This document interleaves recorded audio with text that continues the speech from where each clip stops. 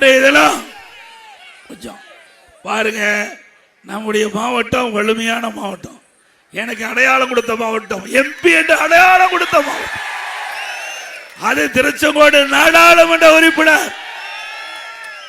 நான் எனக்கு பின்னால இந்த நாடாளுமன்ற தொகுதி நாமக்கல் நாடாளுமன்ற தொகுதியா மாறி போச்சு.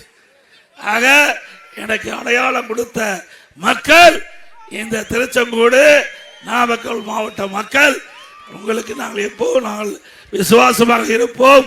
அதனாலதான் தமிழ்நாட்டில் பல மாவட்டம், இப்ப 38 மாவட்டம் இருக்குது.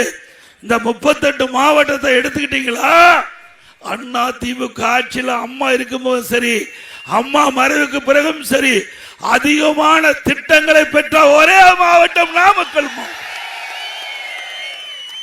அது என்னென்ன திட்டம்னு பின்னாடி சொல்றேன். வேற எந்த மாவட்டத்திலையும் இவ்வளவு திட்டங்கள் பெற்றது கிடையாது. அவ்வளவு திட்டம் இந்த மாவட்ட மக்கள் பெற்றிருக்காங்க.